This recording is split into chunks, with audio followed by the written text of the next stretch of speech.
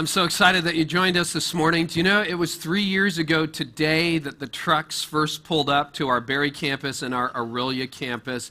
And I just want to say thank you so much to God and to you for 3 incredible years so far. How many of you remember that first Sunday? Hands up. How many of you were with us when we planted the church? It's like 6. Okay, that's great. Not exactly. And I want all of you in Orillia to participate too. You think I can't see you, but I can. Okay, you need to know that. Dan Barber tells me everything. So how many of you then have come over the last 3 years? Hands up. You've become a part of this, but you weren't a part of it at the beginning. See, I think that's one of the incredible things. When we planted this church, there was a group of us that really had a dream that God would use us to help plant a church or create environments, as we sometimes say, that unchurched people love to come back to, because we all have people in our lives, and some of you, since those last 3 years, this is your story. You either grew up going to church and you left when you were little or a teenager, or you never went to church, or you had stuff against church because of things that you had seen, or your faith got dashed, or you never really had any faith, or you were spiritually curious, but you just never really thought about Jesus. There are a variety of stories out there, but the reality is the vast majority of people in Central Ontario really don't end up in church many Sunday mornings. And so when we started Connexus, we didn't really want to start a church to empty other churches. That was never our goal. That was never our intention. We wanted to create an environment where a number of us who knew Jesus could come together and invite our friends who maybe just hadn't had a positive experience with church or any experience with church, and together we could create a church that unchurched people love to attend, and together we could be led into a growing relationship with Jesus Christ. So today kind of marks the 3rd anniversary, the 3rd celebration, 3rd year celebration of that, and we're just so thankful for what God has done. For those of you who were here in 2007, 2008, you remember it snowed a lot. How did you know if there was a blizzard going on in those first 2 years? Easy. We were trying to meet on a Sunday morning. That's how you know there was a blizzard going on. It was really challenging. I think a lot of us, even though we knew it was going to be a portable church, probably underestimated how much work it was really going to be. Here we are meeting in theaters in Orillia and in Barrie, and all the staging needs to be set up and all the gear and the lights, and then in Wombaland we put down floors and carpets and Extreme and in Upstreet, and then Inside Out, set up, tear down, the whole deal. Those are our children and student ministry environments. And then when we want to do big events, it's all set up, tear down, and it's just an incredible amount of work, and so many of you have served over the last 3 years, and we just want to say thank you. I also want you to know that I have a scar on my right shin.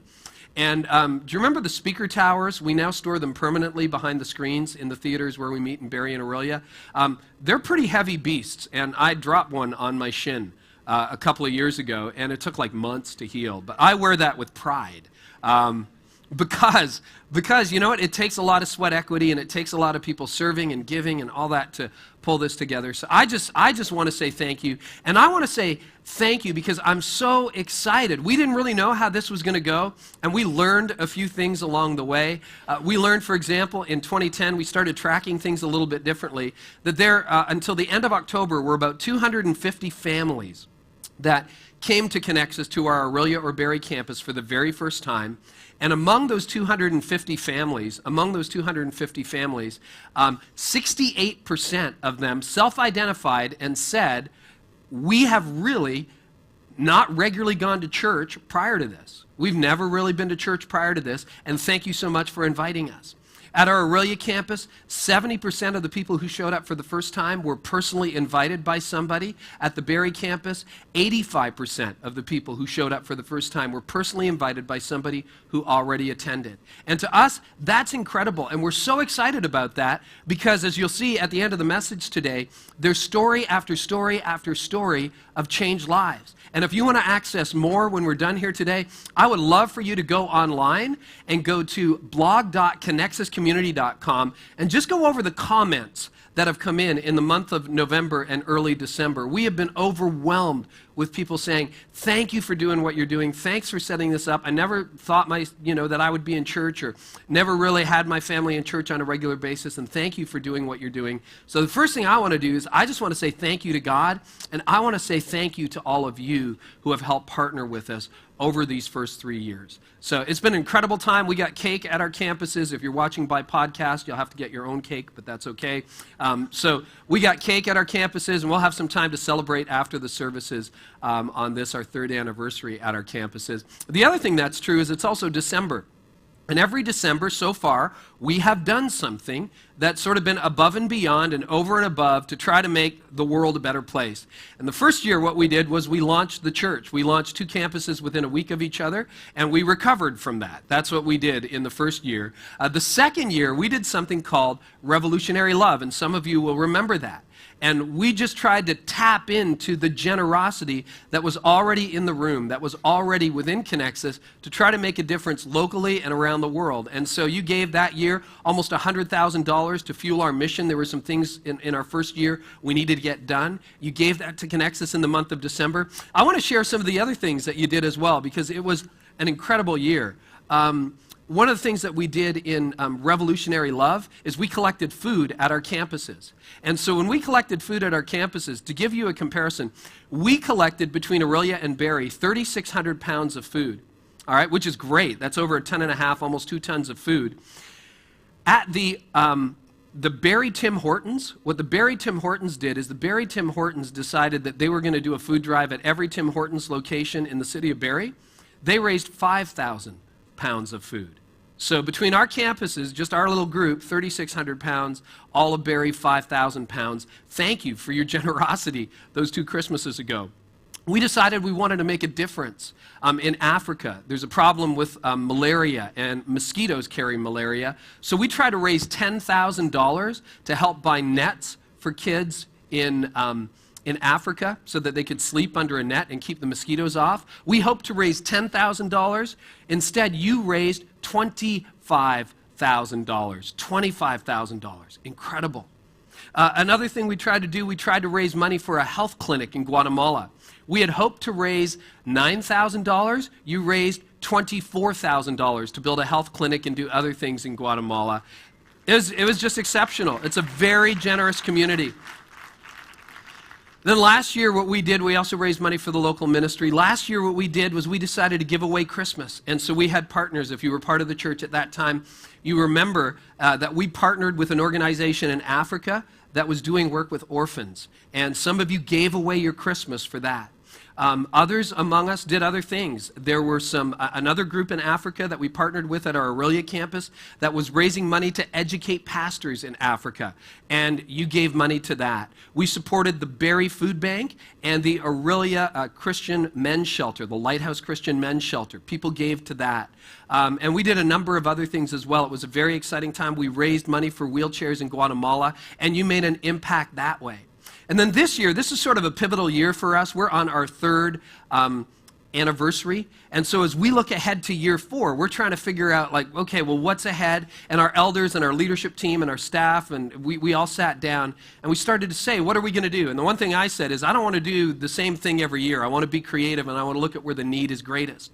And what we have seen over the last year is a real multiplication of our ministry. We've seen our attendance grow. We've seen story after story after story of changed lives. And we also realize that there's an awful lot of good that we can do by expanding this mission and growing this mission. And so what we've decided to do is try to raise some money to expand and grow the ministry at Connexus over the month of December. So when you leave our campuses today, this will be online on the blog this week at blog.connexuscommunity.com if you want to look at it. We have set a goal for the month of December to try to raise $125,000 for the mission of Connexus. And I want to show you the card you'll get on your way out.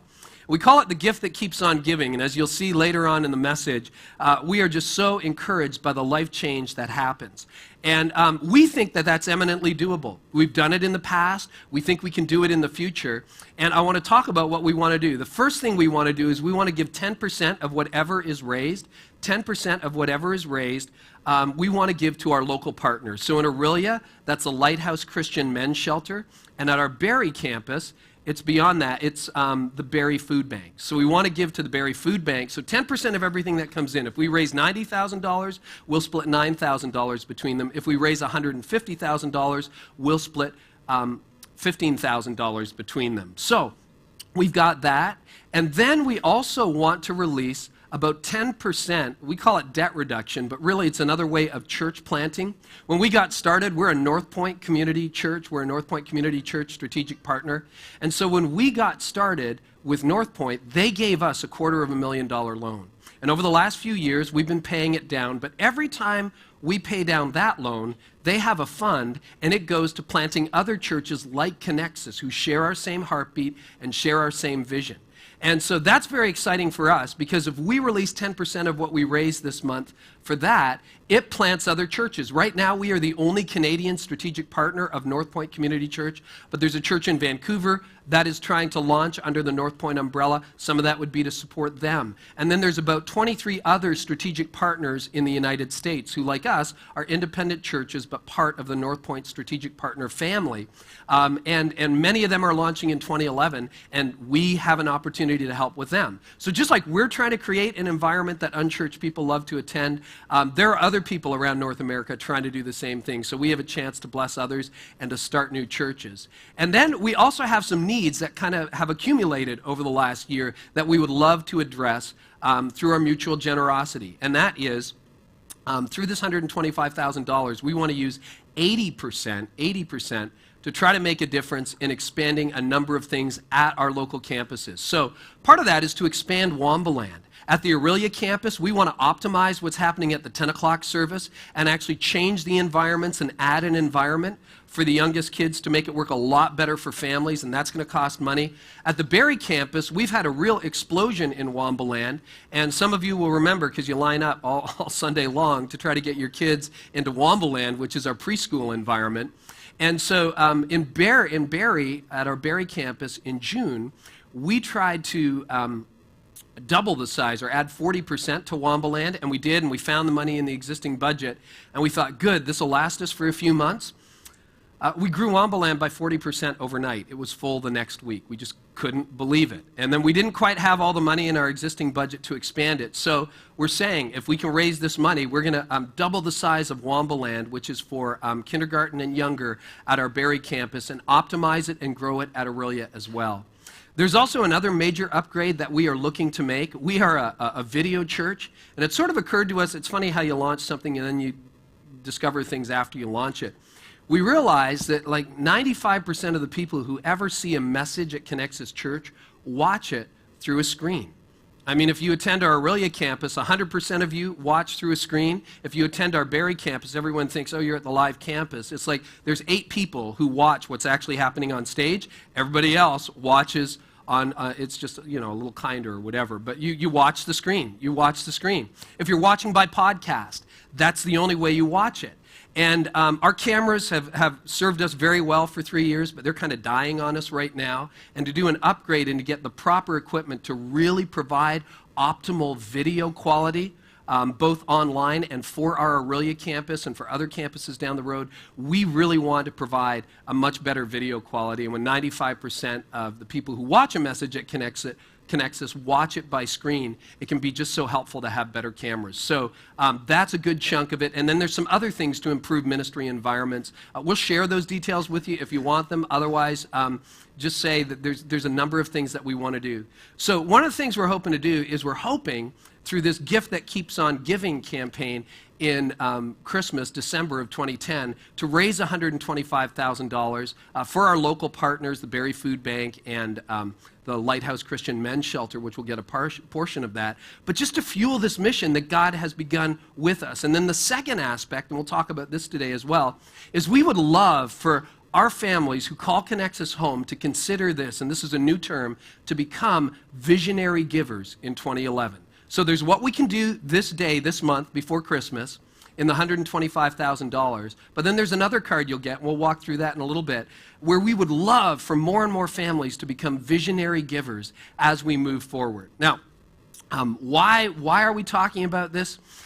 I had the privilege of leading the staff through an exercise last year. And it wasn't really designed to think about what would happen if Connexus wasn't there. But what I was trying to do was I was trying to get our staff to figure out what our sweet spot was, because I think in a work environment, the best thing you can do is try to figure out where people's giftedness is and where their passions are, and then release them to do that. And everybody's got an aspect of their job. I have an aspect of my job. You have an aspect of your job where you don't like doing it, but if you can be in your sweet spot where you can spend most of your time and energy, it's a great thing. So we sat down as a staff, and I just asked this question, and I said, okay, I want us to all imagine that tomorrow Connexus isn't here. Just assume. I don't know what happened, the church closed or whatever, but we can't do what we feel called to do. And I want you to imagine how you would feel 6 months down the road. And here's the question I want you to ask. What would you miss the most about being in leadership of this church? What would you miss the most? Now, the answer was designed to help people identify what they're most passionate about, and then we were going to try to give them, more responsibility in the area of their passion. And I went home, and I didn't know how I was going to answer it. And so I started asking questions, and I really thought and prayed about it for a few days. And I thought, well, what would I really miss? What would I really miss? Number one, I would miss the people. But you can keep some of these relationships. I've known some of you for years. And it's not like I wouldn't see the people again. We wouldn't be able to do this, but you can keep some of those relationships alive. And probably all of us could find other churches that we could attend. There's lots of churches in central Ontario, and that's exciting in the whole deal. But what would I really miss most? I would miss the people, but I could still connect with people even if I didn't do this. And I thought, well, would it be the leadership that I miss the most? Because, I lead the organization, and that's my responsibility. That's what I've been called to do. Would I miss it? Some days, absolutely not. Most days, yeah, I would. I love the privilege of getting to do what I do, but I thought, would it really be the leadership? And I thought, you know what? I don't really think it would be the leadership. I don't think it would be that. Well, would it be preaching? I love to preach. I feel called to preach. Again, I love to preach until I have to prepare the message. Then I don't love it, but then I love it again when it's done. That kind of thing. But anyway, would I miss preaching? I would miss preaching, but I guess I could preach somewhere else. And I don't think that's what I would miss most about the job. And I thought, after days of just thinking this through, here's the conclusion that I reached. If I couldn't do this anymore, if I couldn't preach, if I couldn't lead, if we couldn't gather as a community, here's what I would miss most. I would miss the fact that I didn't think that there was an optimal environment that Christians could invite their friends who aren't yet Christians or gave up on church into on a regular basis. That's what I think I would miss the most. And I imagine my life, if I was working in the marketplace or doing something else, I thought, you know what? I just couldn't sit still. I would have to try to find somebody who's trying to create a church that unchurched people love to attend, to lead people into a growing relationship with Jesus Christ. I would have to find somebody, I think, that was doing this. And then what I would do is, even as a volunteer, I would try to lend my leadership, and Tony and I would try to channel our resources, and we would try to pour our energy and our time behind what they're doing, because I want to have the kind of environment that I can invite personally the people I know in my life who I care about that maybe wouldn't attend a church that exists but could attend something like this. And if we couldn't do this anymore, I would want to find somebody who could do it or was doing it or would do it and throw all my time and all my energy behind them and our resources behind them. And I would do that even as a volunteer. That's how passionate I've gotten about what we're doing. I would just love to do that. I would love to do that. And as we sit back and reflect on the last 3 years, I'm so grateful, because that's what we said at the very beginning, that we want to create a church that unchurched people love to attend, and that we want to lead people into a growing relationship with Jesus Christ. But you don't really know whether it's going to work. And you don't really know whether people are going to come. And 2010 has been a year, and 2009 to a certain extent has been a year as well, where we have just seen family after family and person after person and single person and college students and empty nesters and people just all come together, many of whom, 68% of whom said, hey, I didn't have a place where I felt comfortable before that, and I didn't regularly attend, and thank you for setting this up.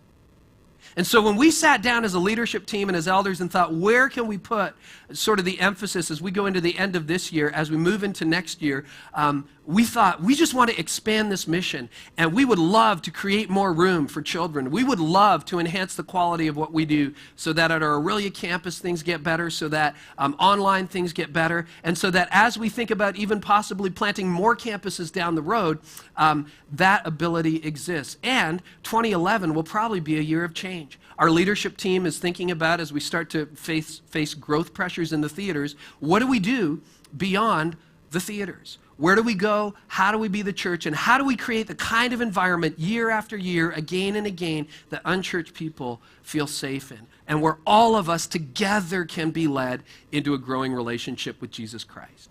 So that's sort of the vision behind where we're going, and we just wanted to take a Sunday to talk about that as we celebrate our 3rd anniversary at our Barrie campus and our Aurelia campus. And I know some of you are probably saying, oh, darn it, he's talking about money. Man, why did I invite my friend today? Why did I come in? You know, I had to fight a little bit of weather and the whole deal.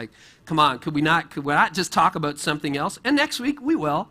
Next week we will. But you're kind of all captive here. No, I'm kidding. So, you know, why do we have this conversation? And the cynic inside me and the cynic inside you says this.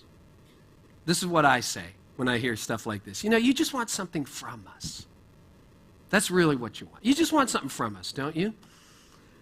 I believe I say this truthfully, and I know I speak for the team. But the longer I'm in ministry, the less I want anything from you, the more I want something for you and for us and for our community. It's not, yes, it takes money to create a church, but the reality is Connexus doesn't have to be here. But I am just so excited that we get to be here, and I'm so excited that, not that we have to do this, but that we get to do this, and that we're starting to see lives change. Friends of mine, friends of yours, people I know, acquaintances, strangers, their lives are being changed, and I'm so excited that we get to do this. And it's not so much what we as a leadership team or me as a lead pastor want from you, it's also that I think there's something in this for you. I think there's something in this for you, and the Bible's going to make that clear as we look at it today, that this isn't just about, oh, let's give money to the church or whatever, that something changes. Something happens on the inside of me, and something happens on the inside of you, and something happens to the wider community, and things begin to change for us and for others. And it's so exciting. And just to make that clear, I would love, if you have your Bibles, to open them to 1 Timothy chapter 6. This is written by a guy named Paul, who wrote a big chunk of the New Testament.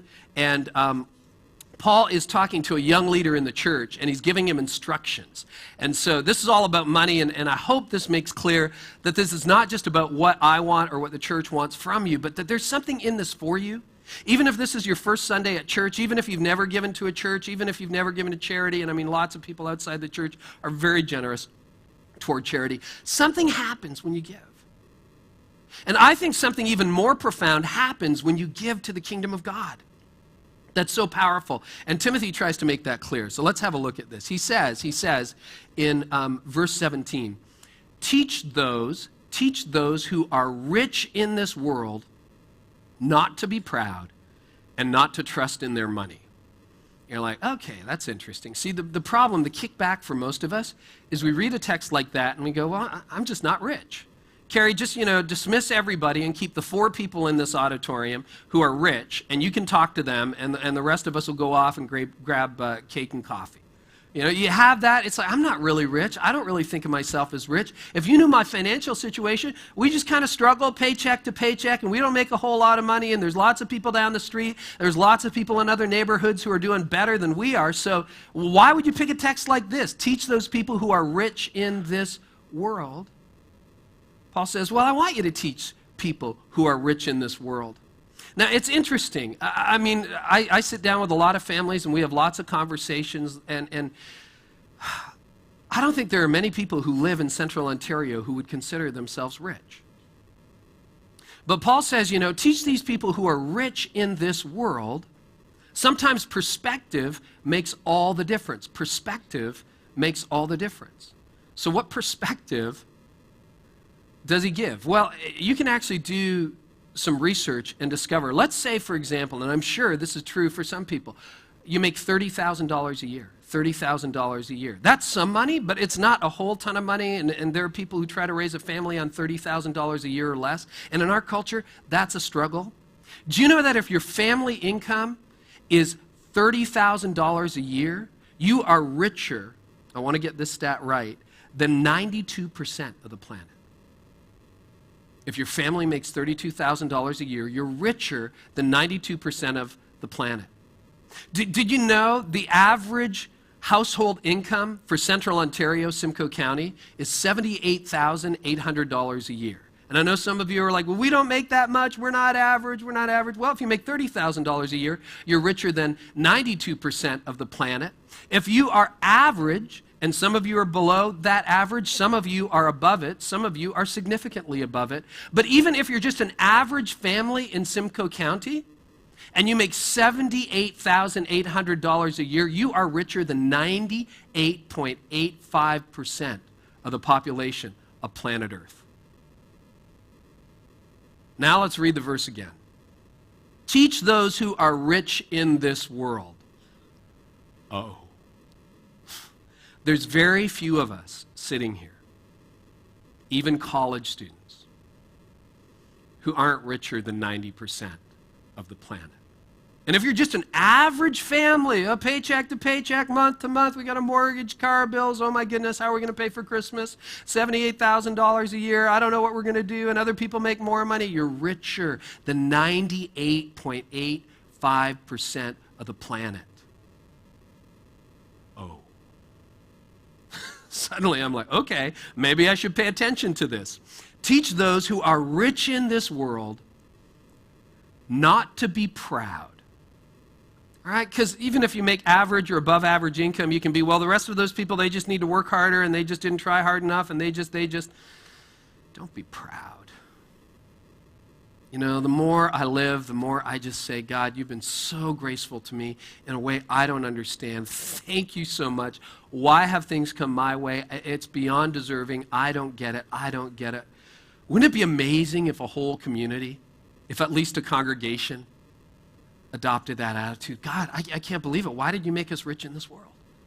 I don't really understand it. Well, don't be proud. Realize that God is being gracious. And he says, and teach them not to trust in their money. You see, this is why this is so important. This is part of what I want for you. This is part of what we want for you. Money is a trust issue. Money is a trust issue. And you're like, well, I don't really know what money has to do with God. I don't know why money is a trust issue. Is money actually a trust issue? If you don't believe that money is a trust issue, here's what I would love for you to do. I would love for you to take your wallet out of your back pocket or out of your purse, and I would love for you to hand it to the perfect stranger sitting behind you. Some of you are getting uncomfortable right now. It's like, seriously, you want me to do that? Sure, why not? No, you don't have to. But you know, that gets uncomfortable. That's like, nah, I would have trouble doing that. I would have trouble handing off. I mean, there's cash in there, but there's a credit card in there, and there's personal ID in there, and it's like, why wouldn't we do it? I'll tell you why we wouldn't do it. It's a trust issue. It's like, I don't know whether I can trust you with my money. And those are actually good boundaries. You probably should be careful about who you trust. There's a reason you don't give out your PIN number. There's probably one or two people on the planet who have your PIN number for your banking profile online.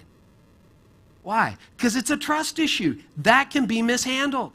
And what Paul is saying is, hey, rich people of the world, I just want you to know your money is a trust issue. It's a faith issue, and it's important. It's like, oh, okay. Well, how does that work out? How does that work out? He says, teach those who are rich in this world not to be proud and not to trust in their money, which is so unreliable. Money is so unreliable, he says. Well, how does that really work? Well, we've been through a recession for the last 2 years. And some of you have had the experience, maybe not in the last 2 years, but you had a portfolio and overnight it shrank by 20% or 40%. Some of you had a business and you lost it. Some of you had to declare personal bankruptcy. And what you were counting on is gone. And Paul's just pointing that out. He goes, whoa, wait a minute. If the whole purpose of your life is to build up money, you really can't take it with you. How you use it is important. How you use it is critical, but it's really not going anywhere, and how you use it is what's relevant. And money at the end of the day is so unreliable. And then he says, their trust, those of us who are rich in this world, their trust should be in God, who richly gives us all we need for our enjoyment. And I would say that if you and I are richer than 90% of the planet, we probably have all we need for our enjoyment. And there's another trust issue as well. When you trust in your money, and I mean, some of you worked really hard and you've had some measure of success, and you waited to buy that dream house, or you waited to get the car, and you got the car, or you leased it, or whatever you did, and you got into that car, and you thought you were going to be happy forever, and 6 months later, you're thinking about trading it in. It's like, well, how did that happen? Or you make the move, or you buy the other property, or you get the boat, or you get this, or you get the perks in this life, and somehow they promised more than they really delivered. And they're great, and you enjoy it, and you know you're blessed, but it's like there's a gnawing inside of you that says, there's got to be more than this. There's got to be more to life than just this. Paul says, just don't trust in your possessions. They're a tool to be used, but they can't deliver the meaning and significance that you're looking for. Carrie, they can't deliver it for you. They can't deliver it for anybody.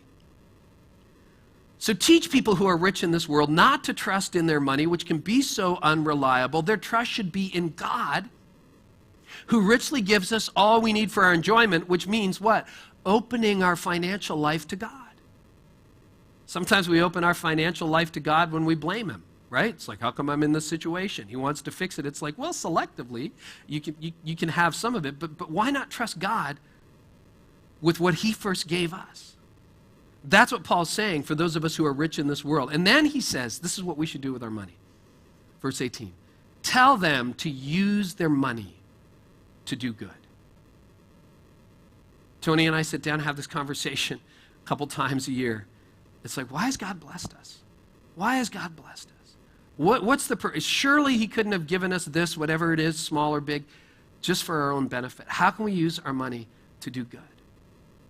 That's a great question for people who are rich in this world, even though you might not consider yourself rich. Globally, I'm loaded. You're loaded.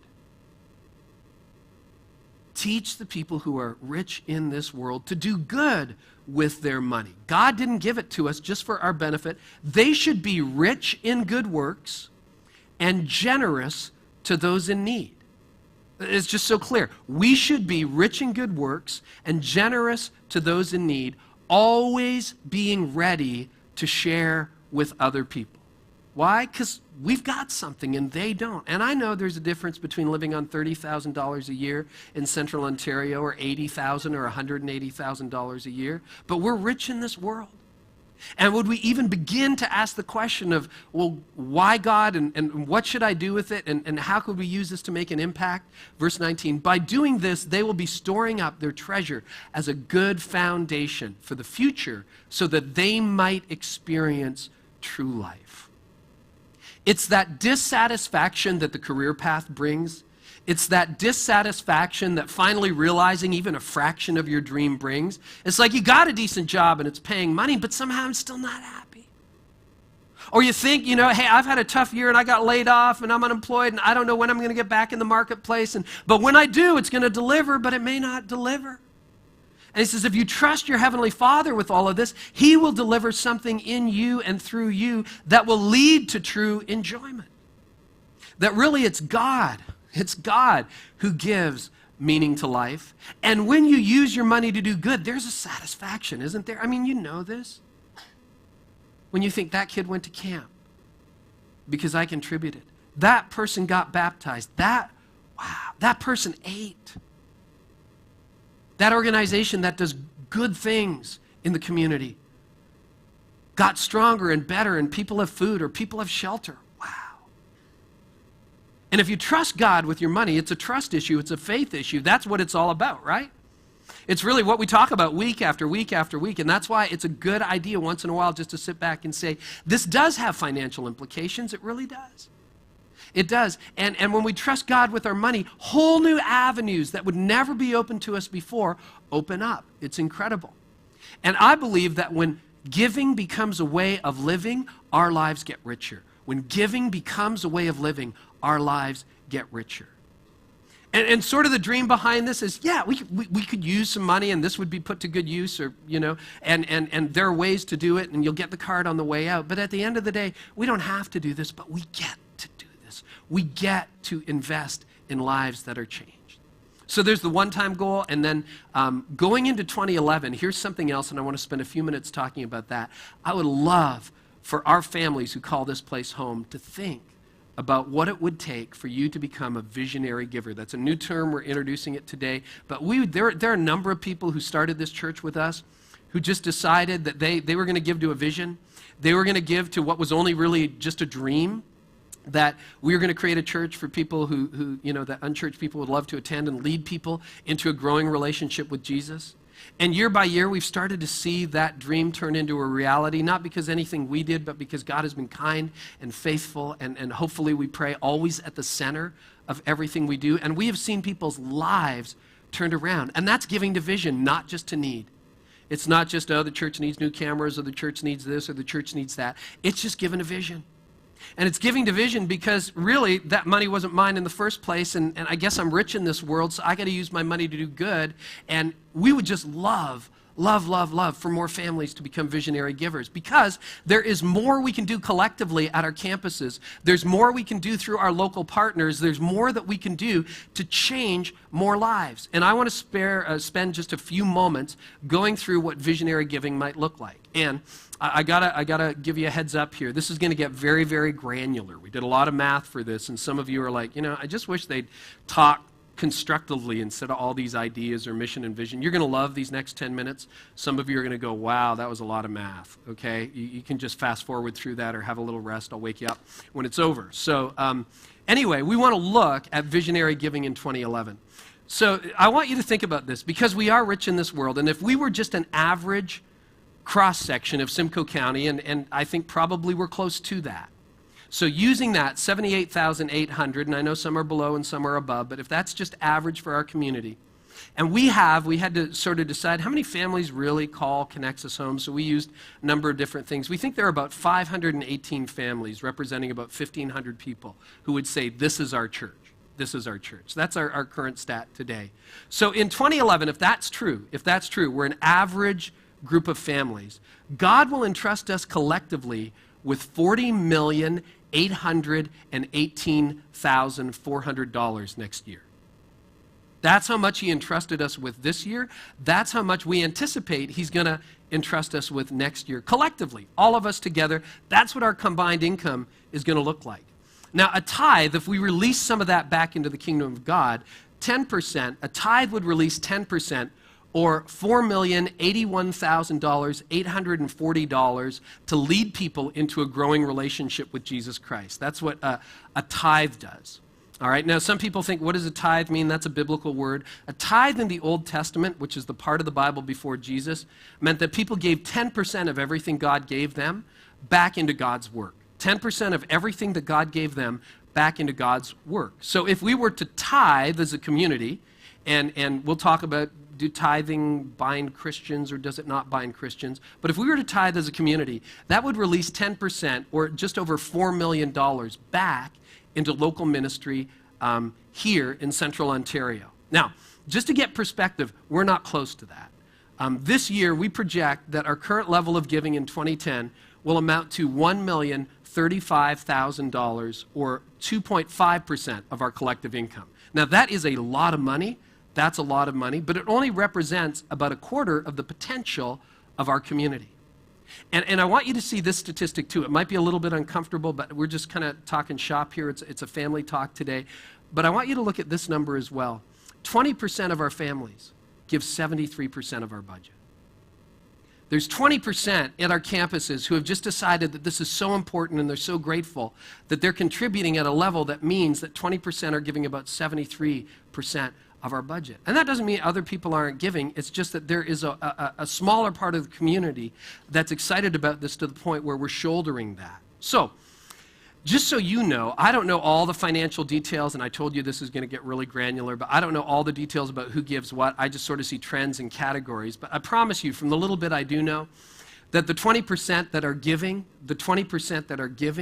the 73%, they're not all just super loaded, let's take some of our yacht money and give it to the church. It's not that kind of family. There's a lot of very average, ordinary families who make average income or below average income who just said, you know what? God is so moved in my life. God is so moved inside me that I would really love to give back. And they're sacrificing. And so the idea behind visionary giving in 2011, and when you go today, you'll get a card that sort of spells out what that could be, is that if more of us did a little bit more, so much more could be released. So I want you to think about this. If we're giving 2.5% of our collective income this year, in 2011, a 1 percentage point rise in our collective giving would produce a 39% rise in what we can release into ministry. Now, what I mean by that, if you sit down and you do the math and you say, okay, well, how much did we release in 2010 into the kingdom of God? You'll get a percentage point. It's a mathematical answer. So you look at how much you made, how much you gave, and you'll discover, hey, we gave 12%, or we gave 8%, or 2%, or 0.6%, or whatever it is. It's a mathematical equation. You'll look at it. I would encourage you to do that homework when you get this card. Just try to figure out what you gave. And then I would love for you to sit down and say, well, what if instead of giving 0.6%, we gave 1.6% of our income? Not a 1% increase, but a 1% jump in what you released into the kingdom of God. Or if you gave 5.6% of your income, sit down prayerfully as a family and say, hey, could we release 6.6% or 7.7%? If you gave 12%, could we possibly consider moving to 13% of our income next year? That single 1% rise among 518 families leverages that amount, $408,184. Do you see how that just gets exciting? And suddenly, more lives can be impacted. We can do more in the community. We can do more locally with our partners. We can do more. And we are allowing God to use us in powerful ways. Now, this is actually doable. Some of that probably sounds intimidating, but I want to show you how doable it is. What it looks like, if I can get this off, is, and here's a very Canadian example. If this is an extra large cup of coffee from Tim Hortons, I think somebody ate the donut. But if you have an extra large coffee and a donut, it represents a 1% rise in the average family income, represents the purchase of a coffee and a donut every day for a year. That's it. So if all of us did that, it would release $400,000 more into local ministry. If you like the big drinks, like Starbucks or that sort of thing, that would release, these are about $5 each, unless you add, the double whip, no latte, soy thing, whatever you do with them, and then they cost $12. But anyway, let's just say that they were $5. Do you know if every family just said, we'll set aside about $5 a day, that would release over $800,000 more for ministry. So it's a small percentage increase, 1 or 2%, that could represent a huge revolution in terms of what we could do locally and what we could do beyond that in the wider community. And we just wanted to share that with you today and to say, will you go and will you sort of walk away and pray as a family this month and consider becoming a visionary giver in 2011 by increasing the percentage of income you invest into leading people into a growing relationship with Jesus Christ. I just think it could be so exciting. I think it could be so amazing because, what I get the privilege of doing, and not everybody gets this privilege of doing this, but our staff has sat around and we've just read story after story after story of life change this year. And some of you are in that. And this isn't so much about what we want for you, because we could live on less. But if we start to do this, we think that we could release something into our community that would be incredible. And I think, because this has been my journey, that the more I release to God, the more I say, hey, God, I'm going to trust you with the money that you've entrusted me with, the more that I'm willing to channel that into good channels, the more exciting it gets, the more my life is enriched, the richer my life gets.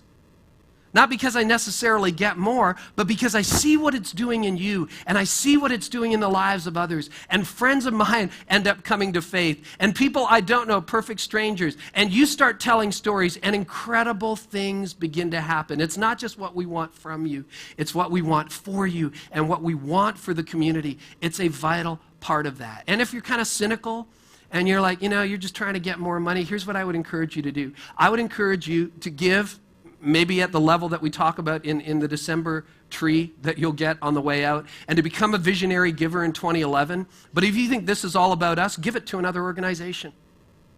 Give it to another organization. I guarantee you your life will be different a year from now.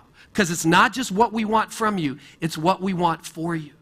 And I think as we move into our 4th year, it's going to be a very exciting year, and as we start to dream about what life will be like beyond the theaters and what we could do and how we can reach more people, I think there will be opportunity for us to do incredible things together and to see God move in ways that we are beginning to see him move in life after life after life. And for me, and for us in leadership, it just comes down to stories. In the last 3 years, we have seen story after story, and what started as a trickle moved to a little bit of a creek, and now it's a river and threatening to become a waterfall.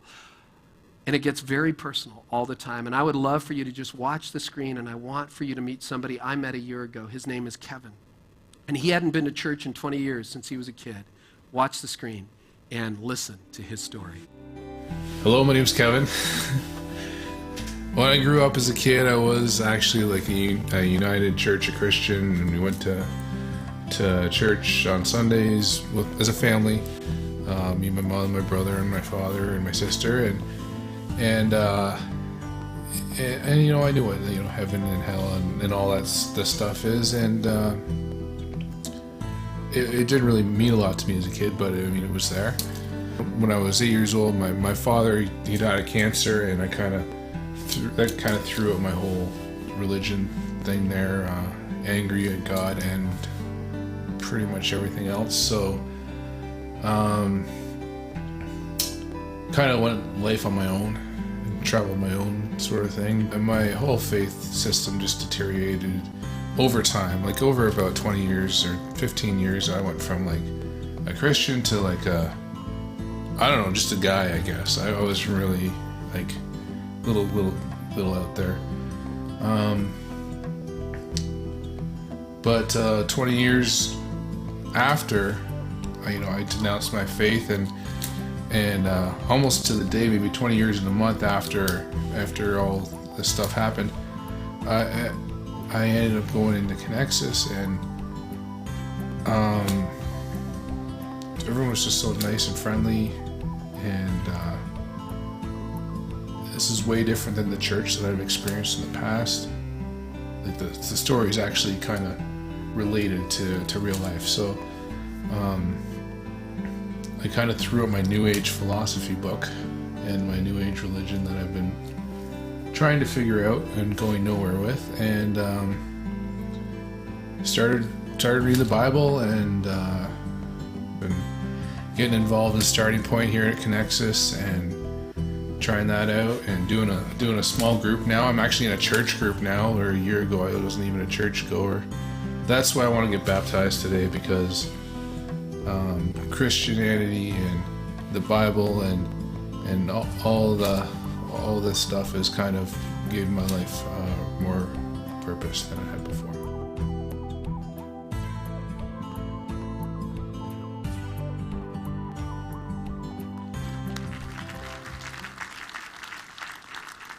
That just never gets old for me. Never gets old for me. And I just want to wrap up by saying thank you for all of you who have been visionary in the way that you've given, in the way that you served, in the way that you've created this environment. Thank you to those of you who are new to this, who just said, I'm going to give church a try, and I'm not sure it's going to work out, but we're just so grateful for you, and we're so glad we get to do this together. And as we move into 2011, next week we start our Christmas series and the whole deal, I would just love for you to think whether there is something that you could do this month to help us meet some immediate goals, and then something you could do next year that would release more and more, not only out of your life and into your life, but into the life of the wider community, to help us become a community of visionary givers and people who just trust God with what he's given us.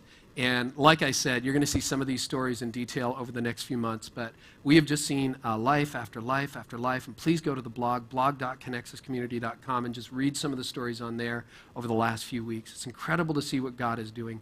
We're so grateful to him. We're so grateful to you. And we can just imagine this happening more and more and more as we move into 2011 and beyond.